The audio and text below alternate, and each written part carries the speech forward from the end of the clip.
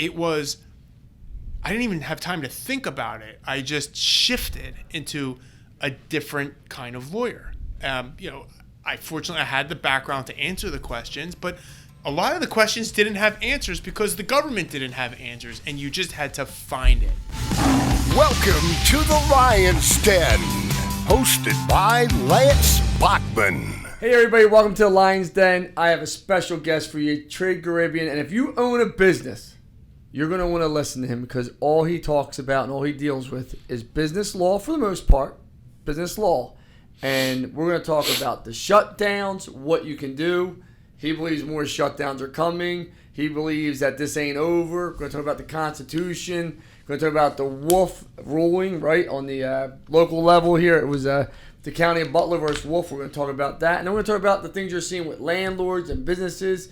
So if you own a business, you might want to pay attention to Trig. Trig, welcome to the show. Welcome to the Den, my friend. Thank you. Nice to see you. Nice to see you, too. So, full transparency, me and you meet about a year ago.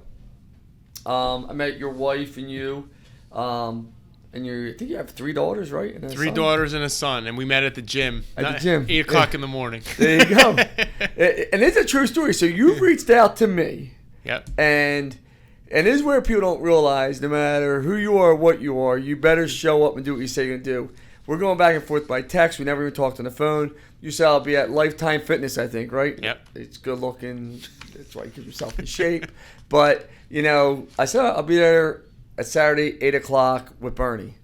He's like, really? I'm like, sure. Walks through the door, 8 o'clock. Me and Bernie are sitting there. We meet your wife, and you become our client, and we can talk about that and how your business practice is growing. We'll get into that part. But why don't you tell everybody what kind of law you do and what you do and why it's so important? They really want to hear what you have to say about some of these things that are going to impact all these businesses in 2021 drastically. Sure. So I represent individuals. I represent businesses, small, medium, and large. I practice in 4 states, Pennsylvania, New York, New Jersey, and Delaware.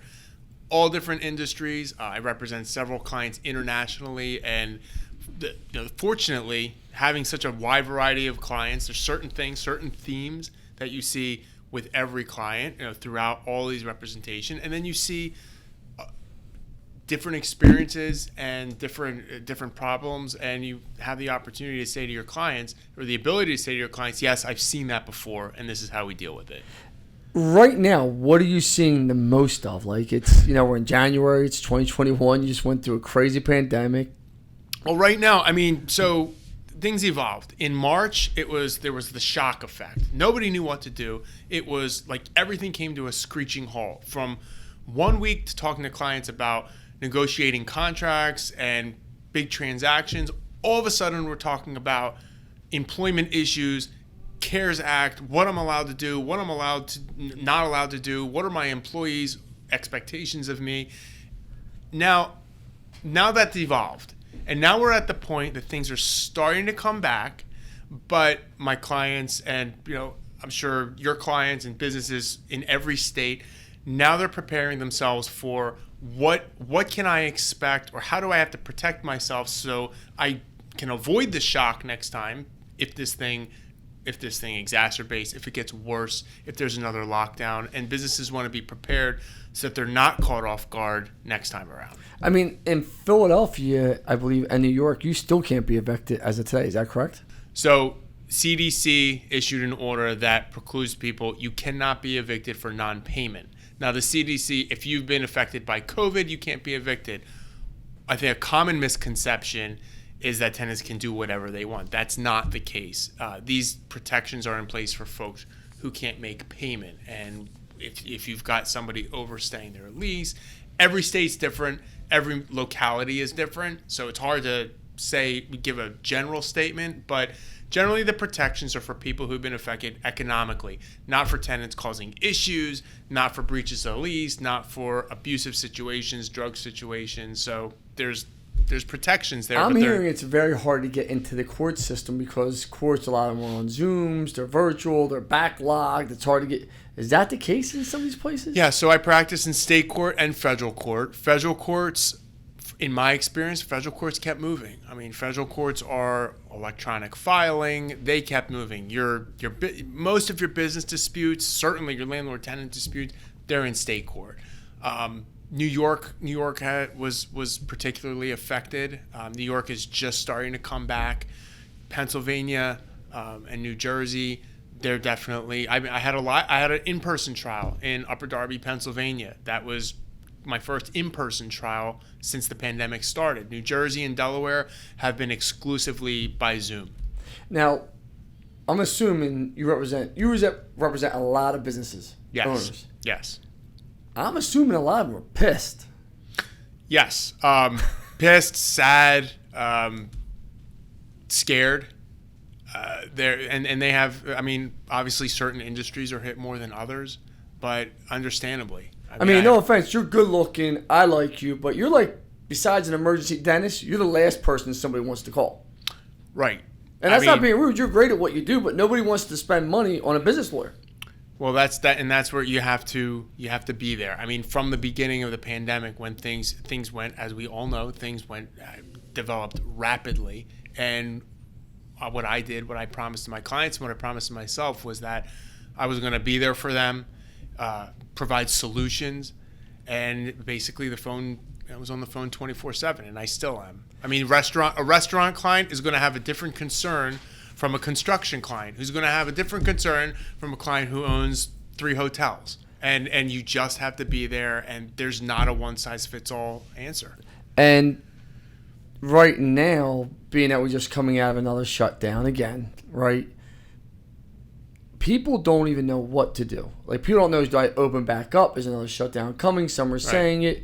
People are saying this is I mean, this time around, as you know, I would say probably 40-50% of the businesses didn't even shut down. They said, I'm not doing it. I mean, are you seeing business owners just saying, I'm not going to shut down? I haven't seen that. I've seen businesses trying to plan ahead. I haven't seen many of my clients because most of my clients haven't been completely shut down. They've adapted. My restaurant clients, they've gone to takeout. The construction clients, they're finding projects that they can do. And so I would say I'm seeing more adaptation than I'm seeing just flat out refusals. You're a bright guy. You've been around. You study law. You love law. You love what you do. I mean, I do. I don't want you to. I don't want you to answer because me and you never talk politics. I know your wife will, but me and you never do, right? True. Love you, Sabrina Blow. Woo. So, here you go. On a serious note, I don't think we agree or disagree with the lockdowns. I think we both say a lot of things don't make sense, right? You gave me the hairspray example. You go, you're shutting down the local barber shop that you go buy your hairspray at, but you can walk into Target and buy it. And that was actually not me. That was literally from the federal court decision. Okay, I thought it was you. I thought you were that smart. I can't take credit. I can't plagiarize. But no, I mean that's. What's your gut feeling on this whole thing? Do you think they've been consistent? Do you think it's just how can Florida be open and we're shut down? I think it's too early to tell. And as a lawyer, my job is to give my clients predictability and to tell my clients what's going to happen. And I think it's too early to tell what's there because there really hasn't been enough litigation and there hasn't been enough decision making to see a pattern. Eventually, what's going to happen is these lockdowns or these orders, they're going to be constitutionally challenged. Different state or different federal courts are going to come to different conclusions. They're going to be appealed. The appellate courts inevitably are not going to all agree. Eventually, I think it's highly likely. I think if most people could agree that this is likely to go to the Supreme Court. And do you think it goes to the Supreme Court in 2021?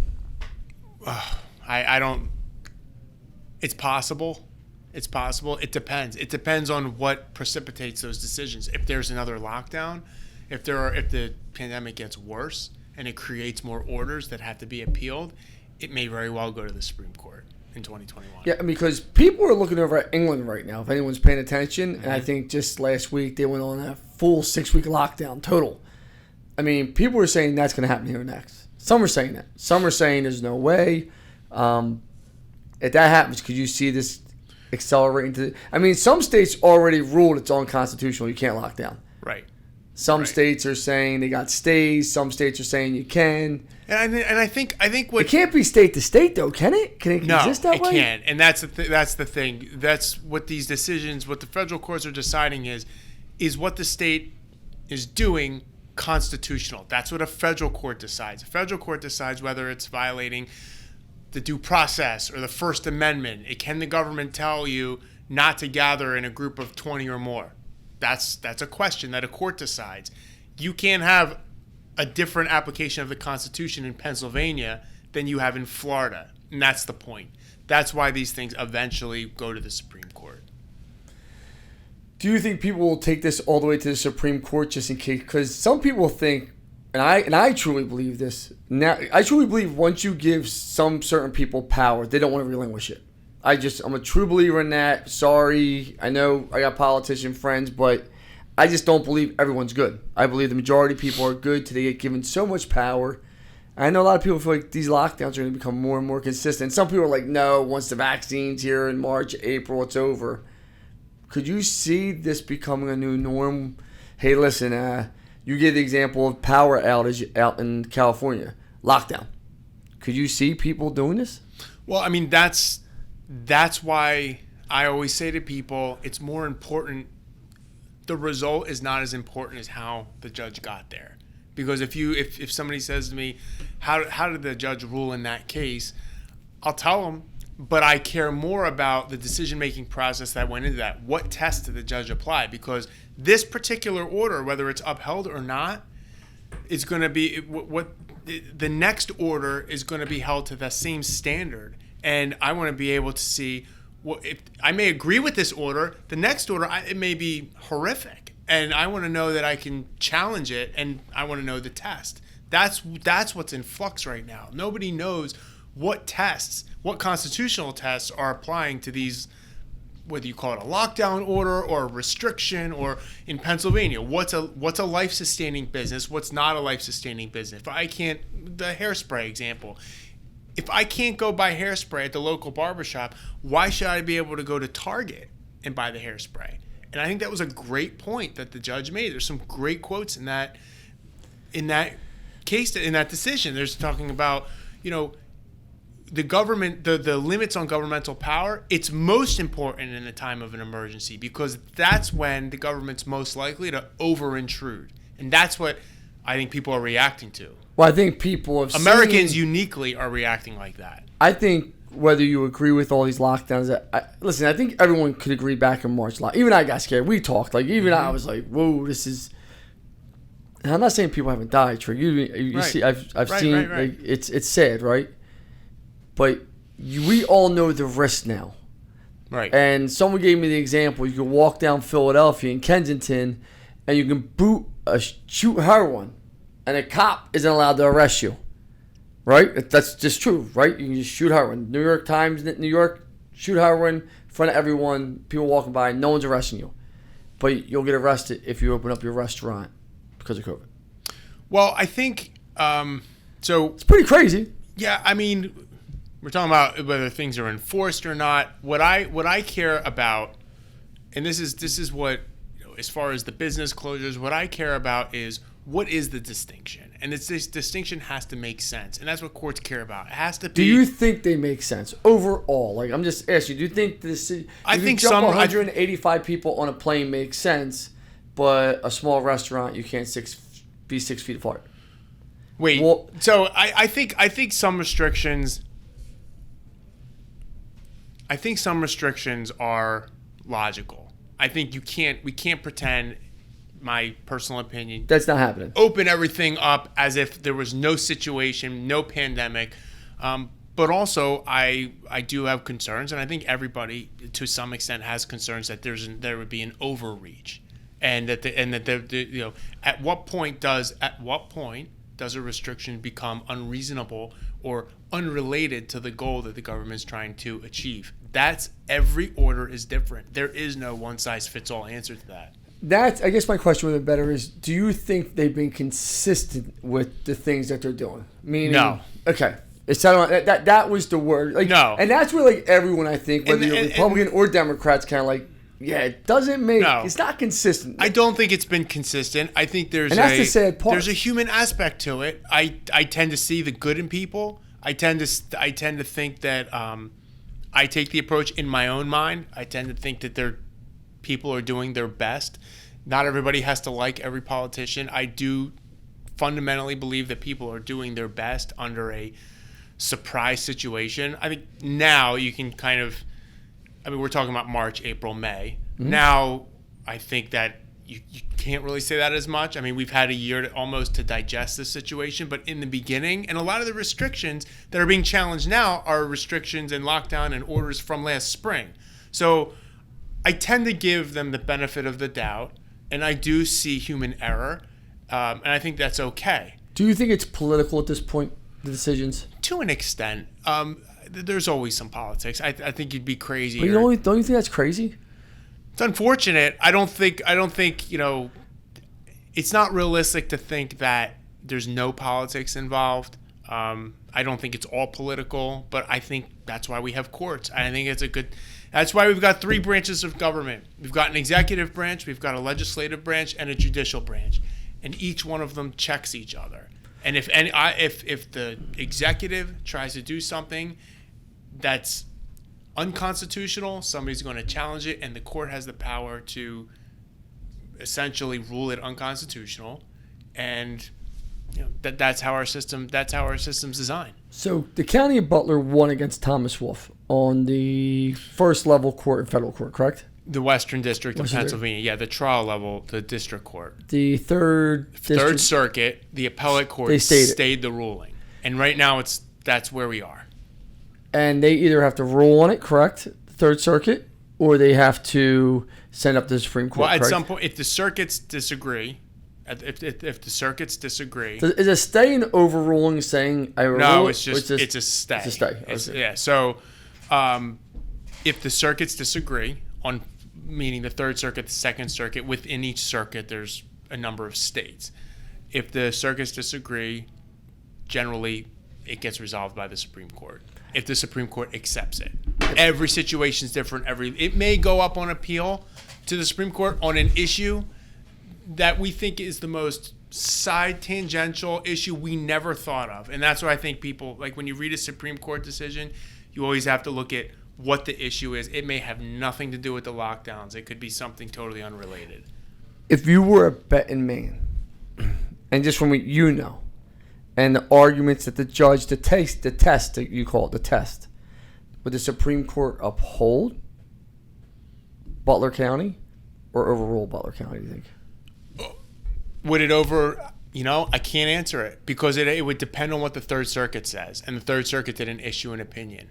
And that's an honest answer. Yeah. You have to know what the appellate courts, what is the disagreement? Because the disagreement could be that it could be over the First Amendment and Lance Bachmann can't have 30 people at his house. Is that a violation of the First Amendment? Or the issue could be you can't distinguish between the restaurant and Target. And the issue could be that. So, and that Butler County decision dealt with all 3 issues. It dealt with free speech, it dealt with due process, and it dealt with equal protection. And so how it goes up and what goes up to the Supreme Court remains to be seen. The equal protection piece seems like a no-brainer, though, right?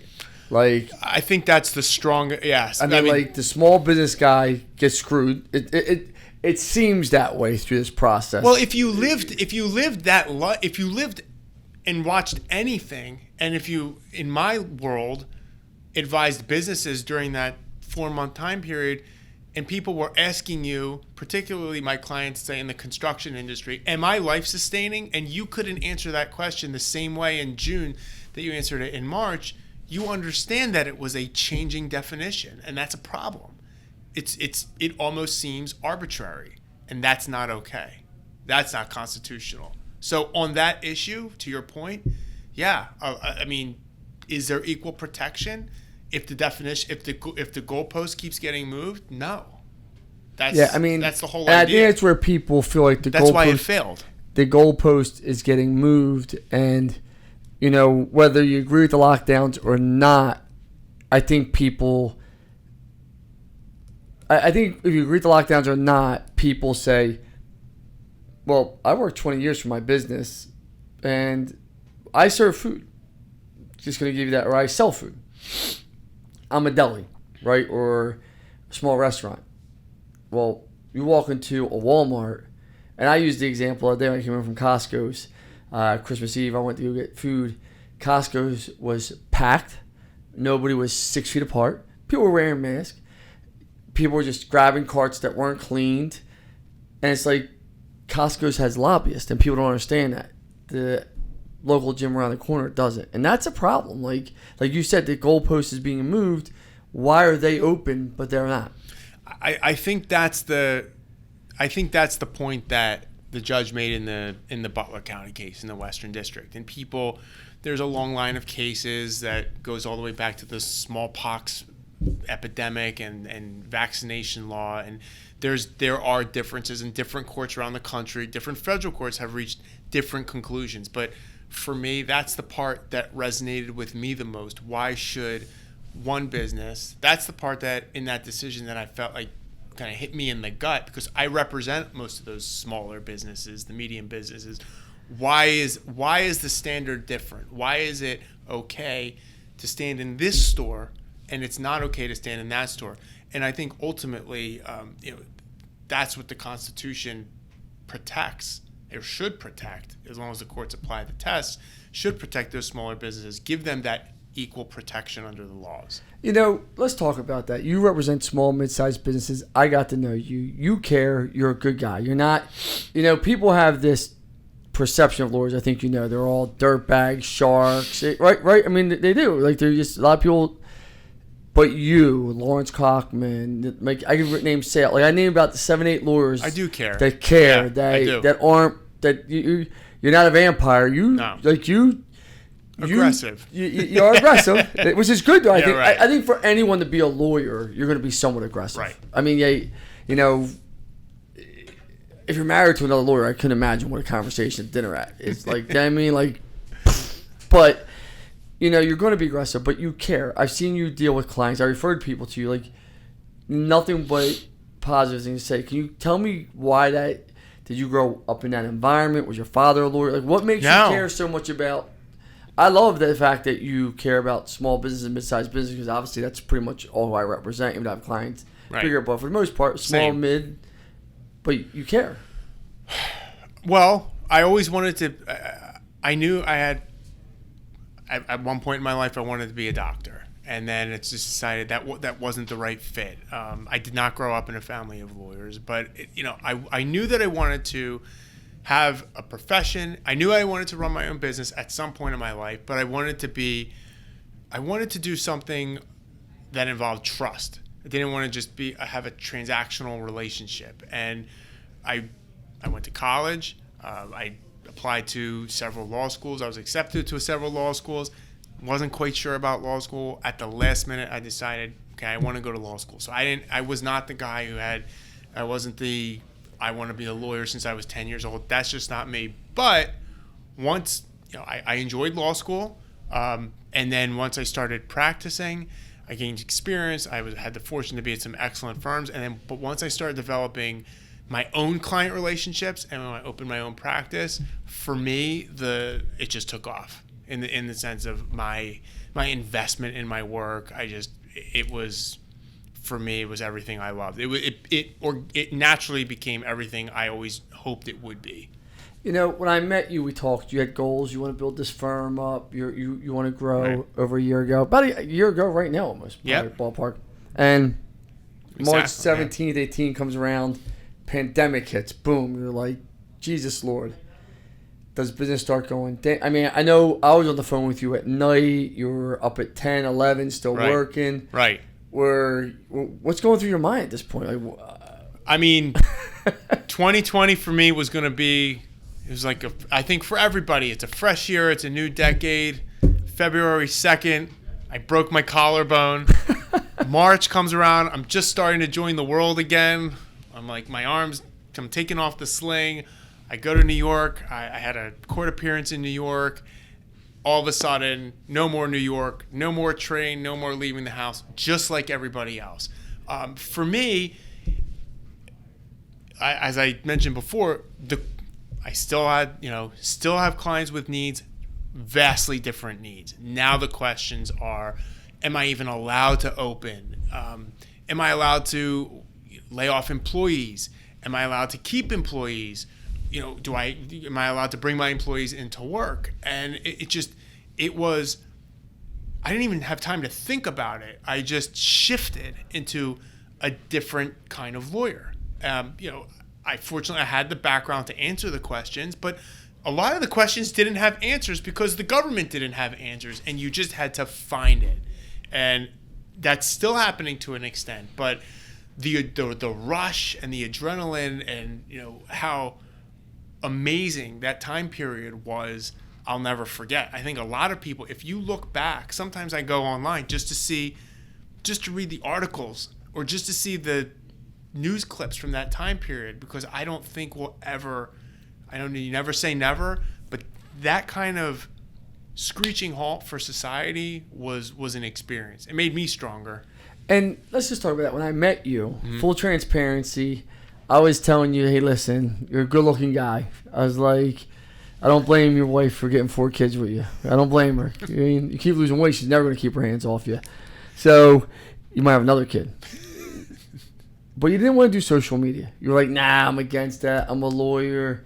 And we talked about, and you were like, Lance, I don't, and we talked about it today. You were like, Lance, really what I learned over this last year is, like, you didn't say I don't give a shit me. You were like, you just don't really care what people think. And you learned that through social media by going on there. Can you talk about your experience with that? I think everybody, I was concerned because you see social media and you see, for me, I want my clients to know who I am, but I want it to be portrayed. Social media can get out of control. And I think, everybody should be concerned, whether you're a lawyer or not, about what your image is. That was my concern, is if I'm going to put this out to the world, it needs to be me, and it needs to be something I can stand behind, and something that, once it's out, the toothpaste is out of the tube. Yeah, it's not going back. That's it. And that was my biggest concern. And maybe to a fault, I was very slow in rolling those things out. And then as I became more comfortable with it, and really, coincidentally, we met just before the pandemic. But after the pandemic hit, after March, I wasn't meeting anybody in person. And so fortunately, I had mentally prepared myself to be digitally reaching out to people, and it came at just the right time, because now I've had the opportunity to meet people this year who I never would have crossed paths with, certainly not in the last 9 months, would have never crossed paths with these people. And you were posting social media stuff, and people were reaching out to you, and you never would have thought that. Correct. And that's probably the one thing I want to do more of this year. I mean, like putting out content. Yeah, and so now but that's on me. Yeah. So now let's talk about your law firm. When I met you, I don't think you ever advertised, right? You had a partner. You were just I didn't do much. Website. I wasn't much more in the advertising. No. But now you do. Yes. Well, first we got the website with you guys. We got the website. You put up with my obsessive perfectionist tendencies, and that's fine. And we got. I tell everybody it's not just you. Building websites is an ass ache, but the end product's worth it. Right. And so we got the website to something that's functional, and we're still developing the website, which is great, and adding more tools and giving clients opportunities to give us information, so we kind of hit the ground running when we talk. And then once we got that, then we rolled out into the on social media, the search engine, so people can find us. People finding us. I practice in 4 states. I handle different types of matters in Delaware than the folks in New York. People have different needs in different locations, and it's constantly evolving, and it's constantly changing, and it's excellent. I mean, it's fun, but it's not a set it and forget it type of thing. So let's get down to brass roots. When I met you, you're a young guy. I think you're what, 36, 37? No, I'm 41. Damn, you look good, brother. I gotta get back to the gym, babe. You better start packing healthy meals for me over here. But you weren't. 41. You weren't like totally sold on digital marketing as a lawyer. You were kind of like, I'm not sure. But you're like, I know I got to be there. Tell me about the first phone call that made you a believer. They didn't know who you were. They found you online. Tell me about that call.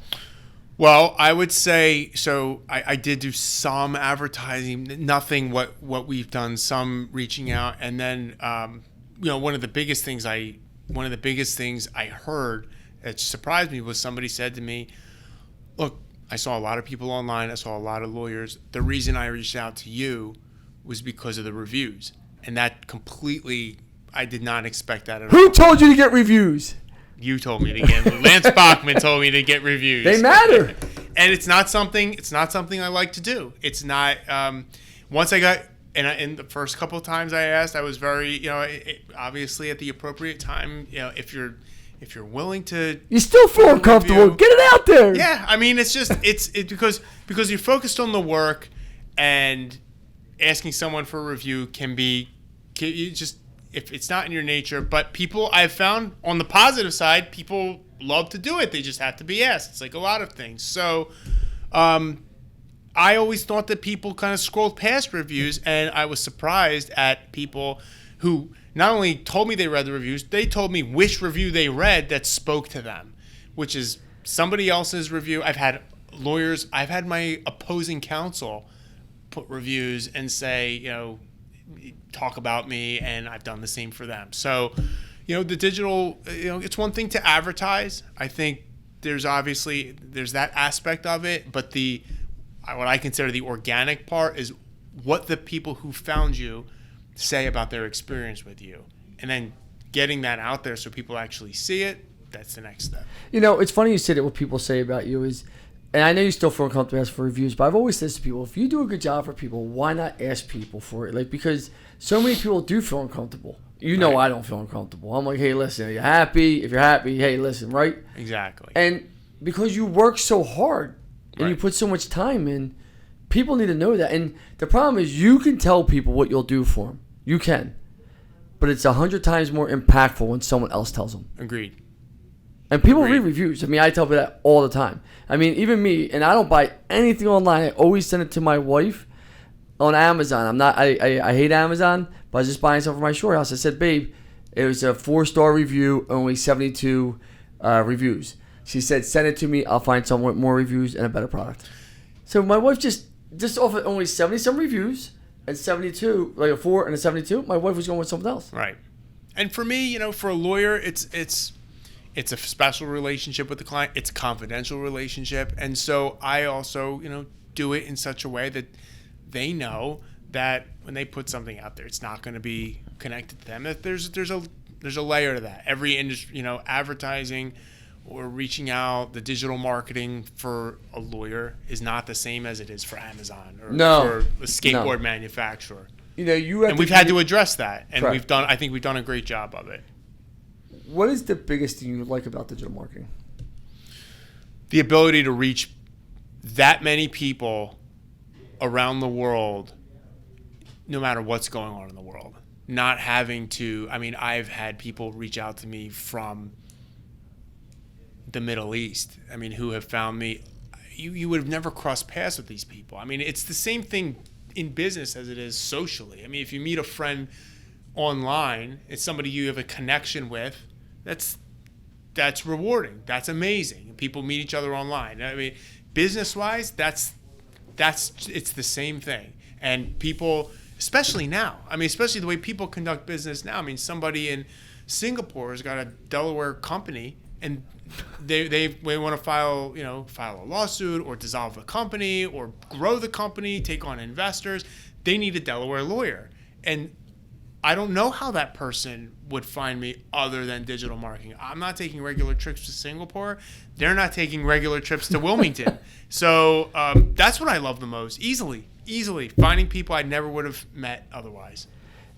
Do you think, because your practice has grown drastically in 2020, where a lot of practices haven't grown, as you know. Even me, you're talking about, I got to hire another lawyer right now.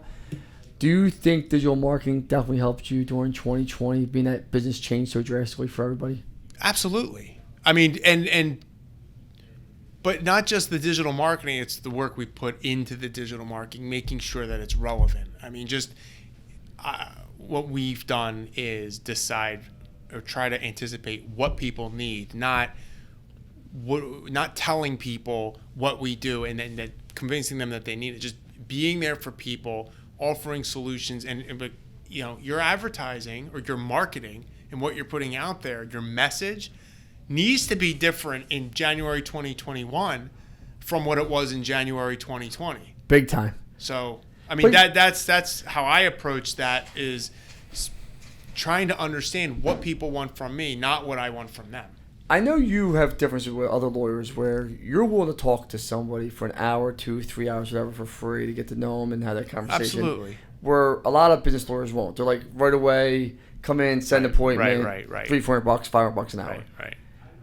Is it you kind of interviewing them at this point, or is it mutual, or it's you're both. Just like, I don't want the ass ache? It's both. I mean, you're not getting paid for all that time. No. But to me, it's a relationship. Building a relationship. I like to tell people, if somebody comes to me with a litigation matter, I want them to know, in my 15 years of experience, what they can expect in their life for the next year or two in that litigation. If somebody has an idea for a business, I want that, or if they want to form a business, I want them to know what my approach would be, how I would recommend it.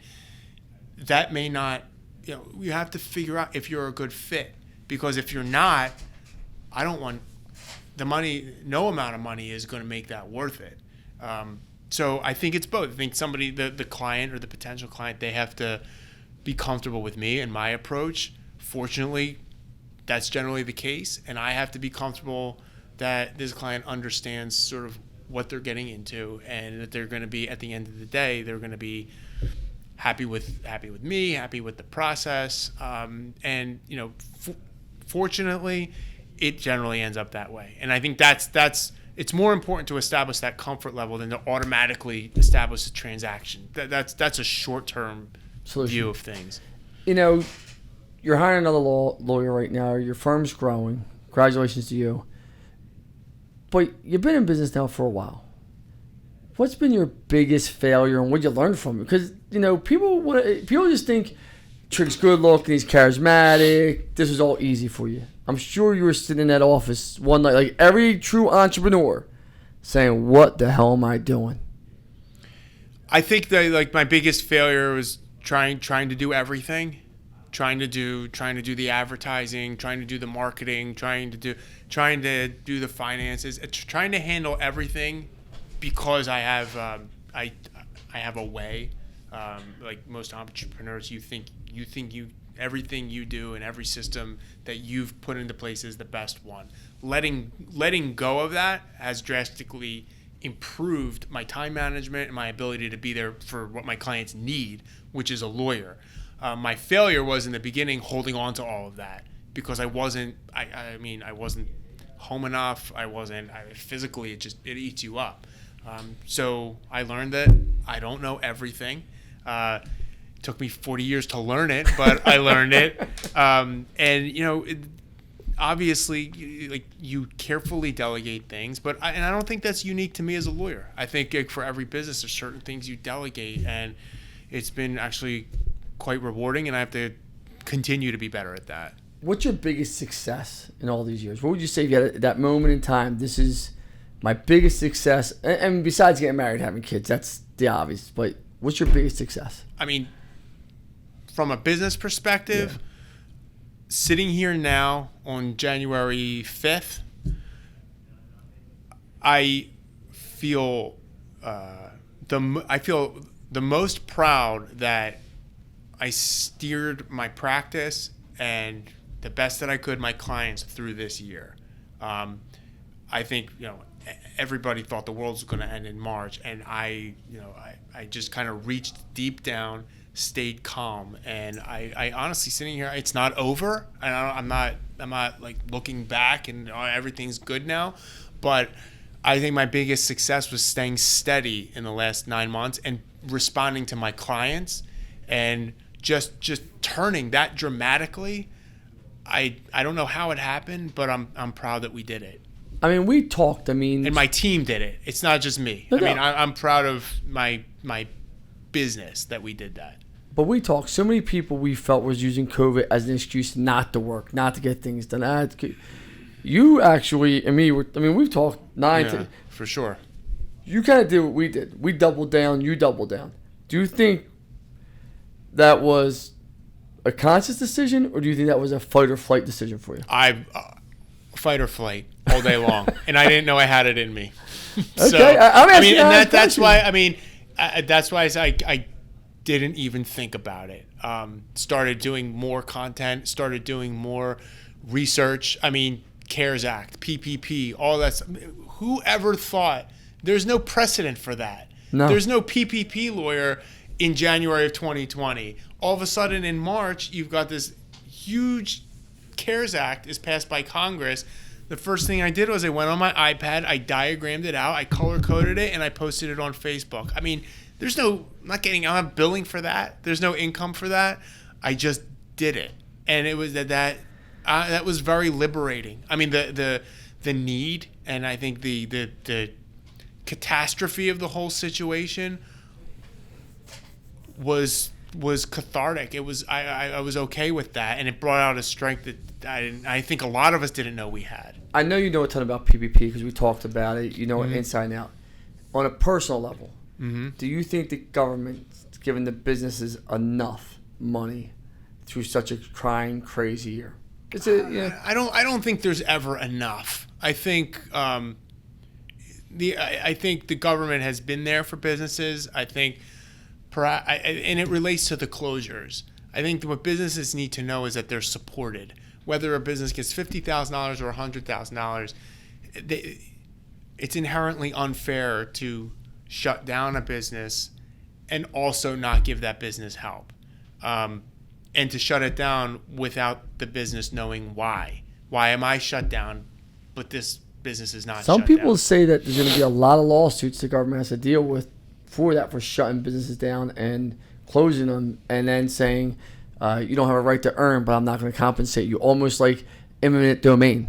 Well, and that's what we're talking about, and that's the political pressure for these second round of PPP, for these grants. I mean, there's going to be it remains to be seen. I mean, you think it's going to be a bloodbath for the next 10 years? No, I think it's going to be uncertainty for the next year or two, and I think it's going to depend on how the pandemic goes. Because if the vaccine solves everything, hypothetically, if the vaccine solves everything and the pandemic goes away, it's probably going to die out. If this becomes a recurring annual thing, and certain categories of business are just shut down, on a continuing basis, the government's just going to have to accommodate that in some way. Otherwise, we're going to have a society with no hotels, no restaurants, buildings aren't going to get built. I mean, it's just not sustainable. So, well, some people, I mean, not to be rude, some people say that's what the government wants right now. Because, I mean, not to say it's political, but most Republican states fully operational now. A lot of Democratic states aren't. Some people are saying Democrats want socialism or using this as a way to force it. Do you believe any of that's true? You think that's all bullshit? It's just... I don't see it as political. I see it as, there is politics to it. I don't see it through that lens. Okay. I see it. I'm asking you because you're closer to it than I am. Yeah, I mean, different states. I'm sure you could if you look for it, you'll find it. But I think different states have different conditions. I mean, a state where people can be outdoors all year long is going to handle things differently than how we handle it here in Philadelphia, where somebody can be outdoors all year long. You can't be outdoors at certain times of year eating in Philadelphia. It's just not practical. Right now is one of those times, in my opinion. Yeah, but so to compare Florida to Philadelphia to California, I mean, and that's the thing about our country. States have, these states are fundamentally different in how we live and what our existence is. So I don't see it through the political lens, but there has to be better consistency in the drafting and in the application of these laws. There does. It is unprecedented, though. I mean, I think we can all agree with that. It's unprecedented, and I just think people have the fear, and I don't know if I have that fear or not. I think a lot of people think this is going to become the new norm. Well, and that's one of the big things that that's come out in this litigation is they are drawing from the smallpox experience. And what's come out is people say, well, this isn't really like smallpox because that was a vaccine, eradicated it. That was a short-term experience. This is something long-term This is something that gets up and down. So you can catch it multiple times. From I understand now. Yeah, this is a unique thing, and the rules of our society have to adapt. So and our leaders have to adapt. Here's a question for you. You know, your practice has grown. What's your plan for your practice in 2021? Do you have anything big brewing? Are you looking to bring a partner on? Are you looking to acquire another firm? I know you're bringing another lawyer on. Do you have any set goals for yourself? I'm interested personally in meeting other attorneys who may have complementary skill sets, people who want to grow their practice in a different way. My vision of my practice is to be one stop for my clients for their solutions. Having obviously the more professionals you have and the more resources you have, the better of a resource you could be for your clients. 100%. I mean, I'm fortunate to practice in all these different states. I have a lot of experience in all the states where I practice. That's been, I mean, having one client who does work in multiple states and being with them and their challenges and their successes and all in Delaware all the way through New York, that's a great experience.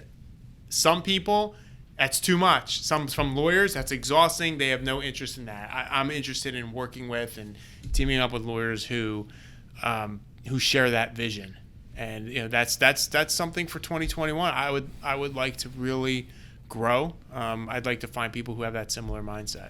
Are you going to, I mean, I know you were kind of shy going on camera early 2020, being on social media. Are you going to make that more part of, I mean. Yeah. That's creating that original content. That's a big thing. If we're looking back at 2020, what I'm seeing myself, I did not make enough time for that.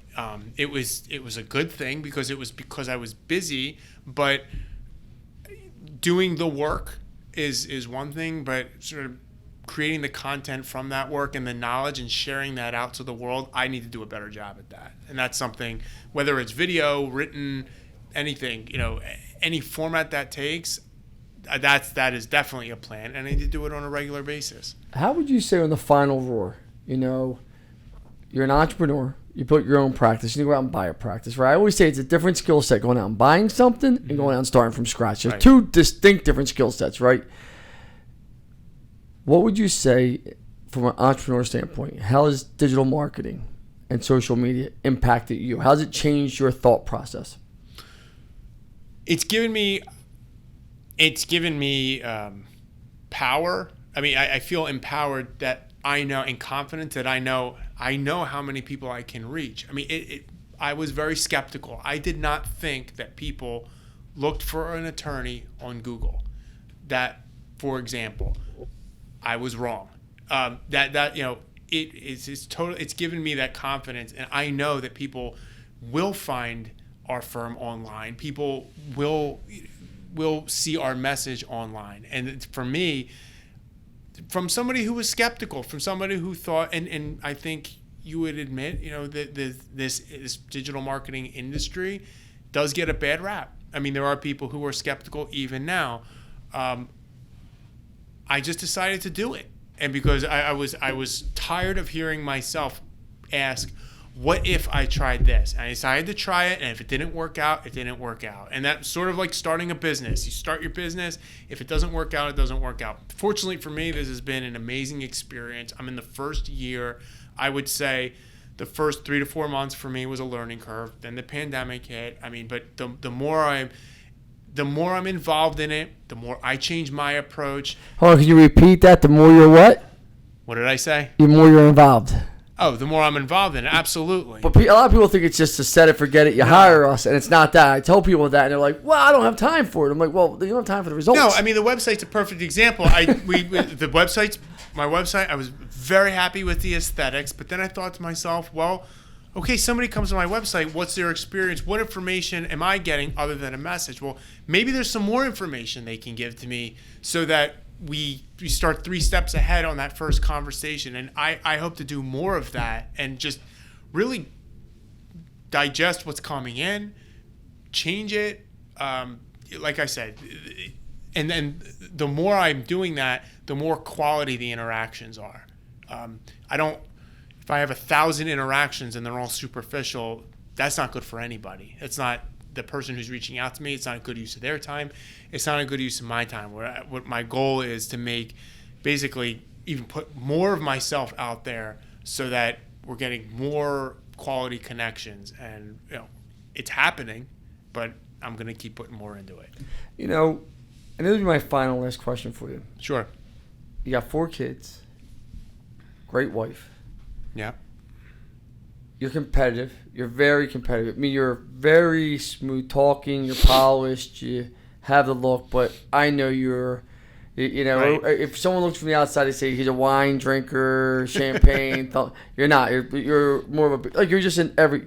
Right. How do you find a work-life balance? It's just with being so damn competitive. So you're there. I see you work 8, 9, 10, 11 o'clock at night. You respond, and I mean, that's a struggle. I think for me, it's a challenge. I grew up in a family of hard workers. So you sort of emulate what you see. I think for me, it's a matter of being just as competitive about on the personal side as I am on the professional side, and then really building the business so that the more time I'm giving myself, if the business is functioning in that way, it's also probably functioning better for my clients, because if I'm stretched thin on one side, I'm probably going to be stretched thin on the other side. And that's a good question. I mean, I haven't found that answer yet.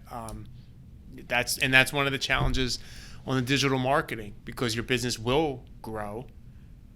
And I wouldn't say it's the easy part, but it is the first part. And then the second part is, we've discussed this, how do you handle that growth?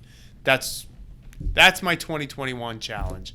The growth is definitely there, and the growth is happening, but then handling the growth, not only for myself and my family, but for my existing clients and new clients. It's all a balancing act. I gotten to meet your wife a few times now. Very strong personality. Great person. I'm not saying that. I don't think there's anything wrong with it.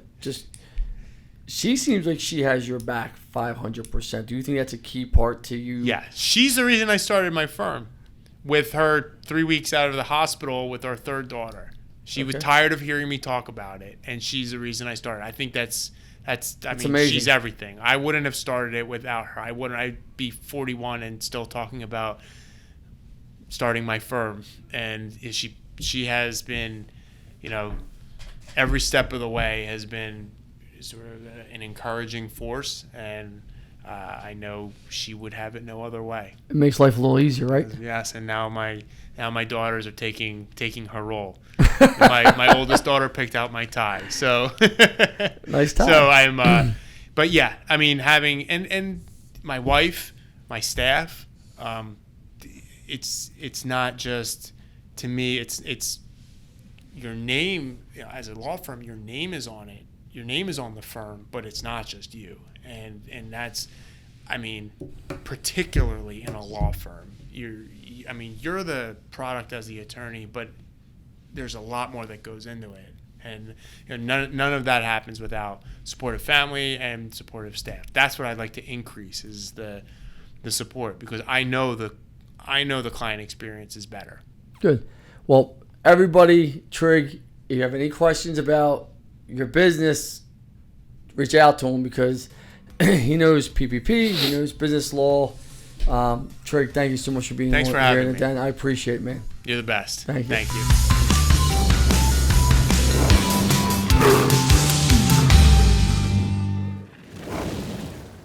Thank you so much for watching. If you enjoyed this content, please don't forget to follow me at Lance Bachmann on Instagram and Twitter. Follow me on Facebook at Lance Bachmann Digital. And every Thursday we drop a new podcast. Don't forget to listen to it. We're giving out great content. And remember this is the time to build your business right now. Let's effing go, everybody.